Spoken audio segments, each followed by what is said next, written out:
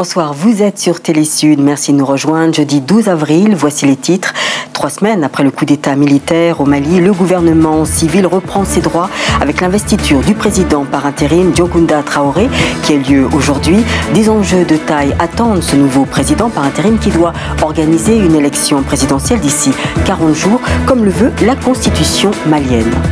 Au Cameroun, la population d'éléphants du parc national de Buba, Djida, au nord du pays, a diminué de plus de moitié en moins de 3 mois à la suite de vastes opérations de braconnage. Il faudra plus de 50 ans pour que cette population d'éléphants se reconstitue. C'est ce qu'affirme le Fonds international pour la protection des animaux, alors que plus de 600 pachydermes pourraient avoir été abattus depuis le mois de janvier. Première édition du Festival des Arts et Cultures des communautés Ekaro Djiré du Bénin. Le rendez-vous est désormais pris avec les peuples Yoruba Nago de Savé. Moment de grandes retrouvailles, de communion et d'identification de ressortissants Yoruba Nago du Bénin. Le président béninois Yayi Boni était présent aussi bien à la cérémonie officielle du festival que pendant toute la soirée de danse Guélédé. La Cour suprême du Mali a investi ce matin le premier président intérimaire de la Troisième République. La cérémonie d'investiture s'est déroulée au Centre international de conférence de Bamako devant les ministres burkinabés et ivoiriens.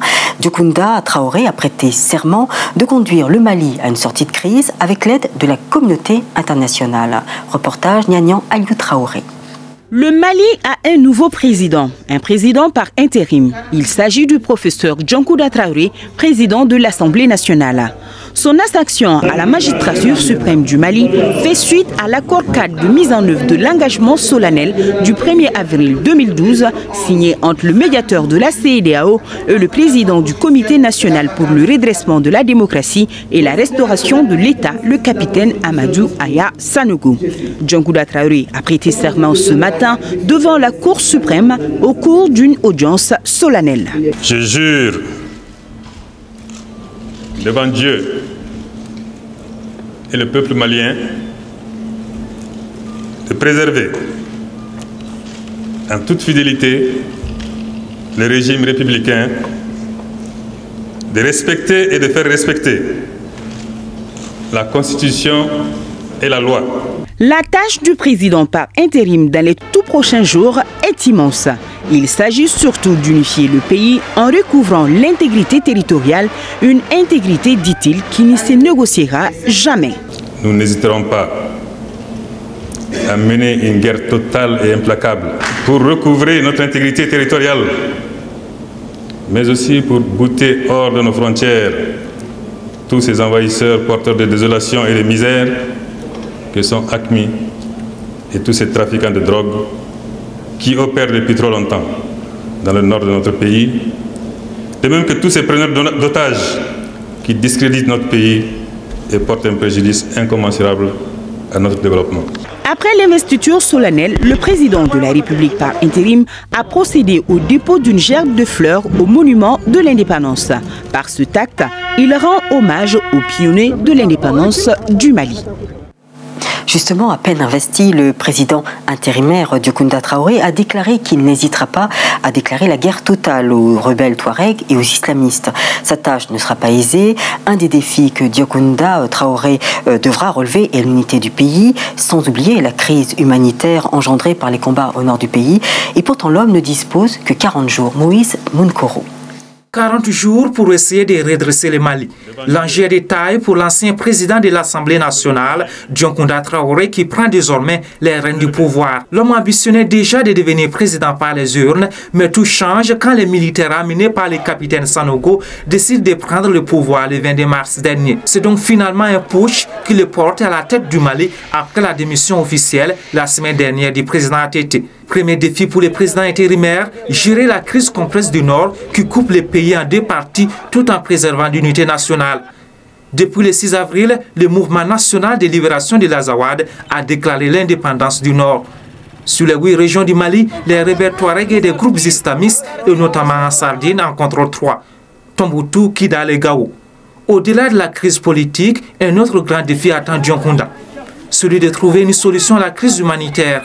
Plus de 200 000 personnes ont fui les combats au nord depuis le début de l'année. Également dans le programme du président par intérim, l'organisation d'élections présidentielles. Mais compte tenu de la crise actuelle, la mission est presque impossible. Le pays est coupé en deux, le pays est en guerre et puis l'administration a déserté dans certaines localités importantes du Nord et nous ne connaissons même pas l'état de préparation du fichier électoral et du processus électoral d'une manière générale. Enfin, le plus urgent pour Dioncounda sera la nomination d'un Premier ministre consensuel. Les Maliens et la communauté internationale ont désormais les yeux rivés sur cet homme décrit comme un politique chevronné, mais à qui l'on reproche aussi un manque de charisme. Dans l'actualité également, le président Abdelaziz Bouteflika a décrété 8 jours de deuil national en hommage à Ahmed Bambela, premier président de l'Algérie indépendante, décédé hier à Alger à l'âge de 96 ans. Les Algériens pleurent aujourd'hui un grand homme qui, par sa sagesse et sa clairvoyance, a ouvert la voie de la liberté et de la construction de l'Algérie moderne. Fin de citation, a déclaré le chef de l'État algérien. Des obsèques nationales auront lieu demain au carré des martyrs du grand cimetière d'El Alia d'Alger. C'est la crise au Soudan. Les présidents des deux Soudans se sont accusés mutuellement aujourd'hui d'avoir choisi la guerre.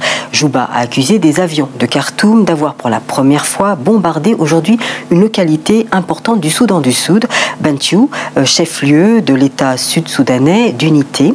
Nouvelle étape d'une escalade de combat qui fait craindre une guerre ouverte entre les deux Soudans. Je vous propose d'écouter le sous-secrétaire du ministère des Affaires étrangères, Rama Mohamed Osman.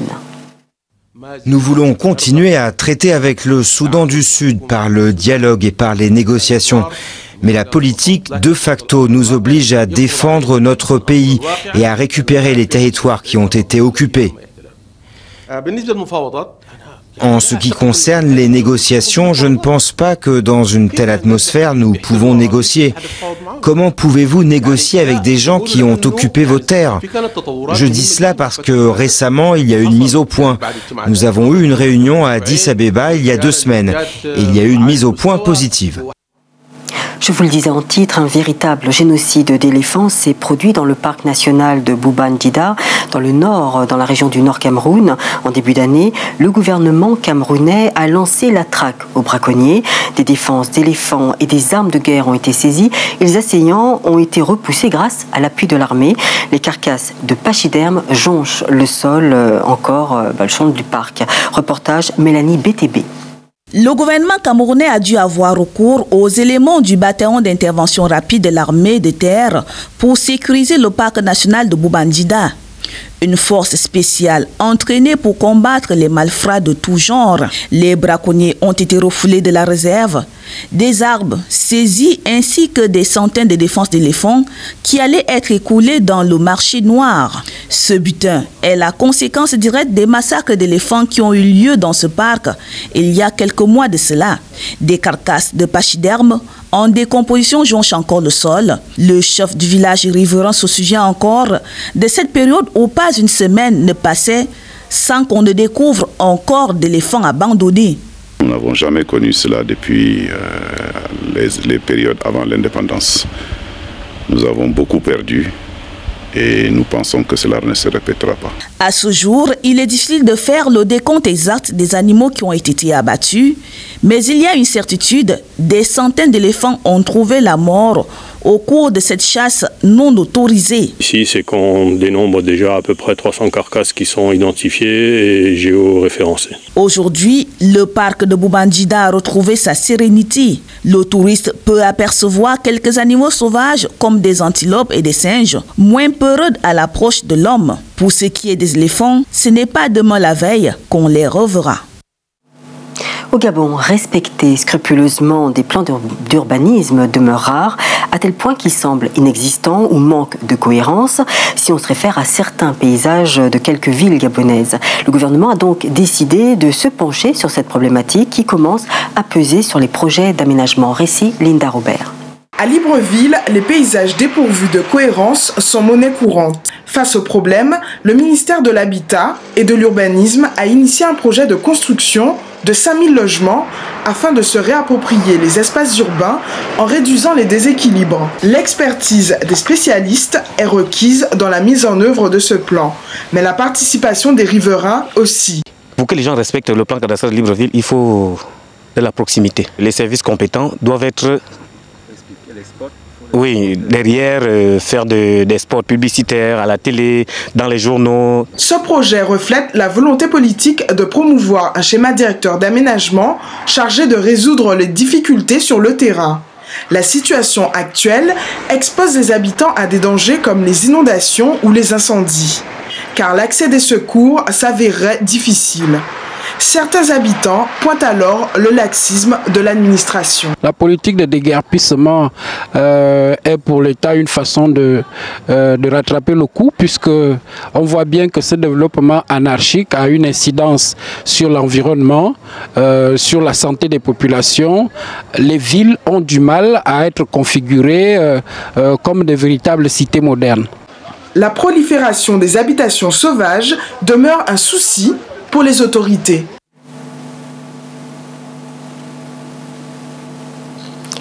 Et pour clore cette édition Un peu de culture, je vous emmène au Bénin à la première édition du Festival des arts et culture des communautés Ekaro et Djiré.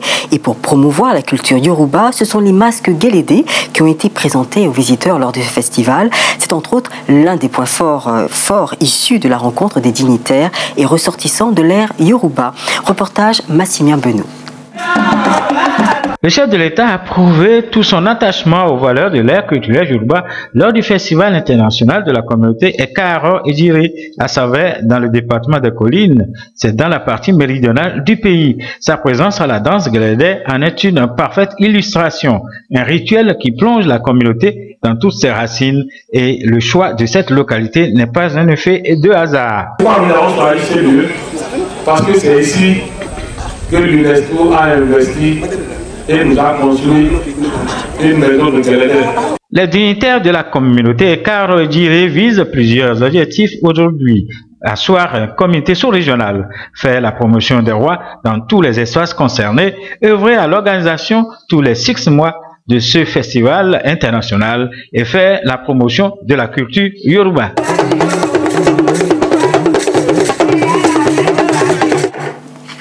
Nous arrivons au terme de cette édition. Avant de nous quitter, je vous rappelle la principale information. Le président de l'Assemblée nationale, Dioncounda Traoré, a été investi aujourd'hui président intérimaire au Mali après le retrait des putschistes du 22 mars dernier. En vertu d'un accord avec l'Afrique de l'Ouest, un défi de taille l'attend, organiser une élection présidentielle d'ici 40 jours comme le veut la constitution malienne. C'est la fin de ce journal. Merci de nous avoir suivis. Je vous donne rendez-vous demain à 21h sur Télé Sud. Et puis place maintenant au JT Sport présenté par Ahmed Parezo. Merci de votre fidélité. À demain.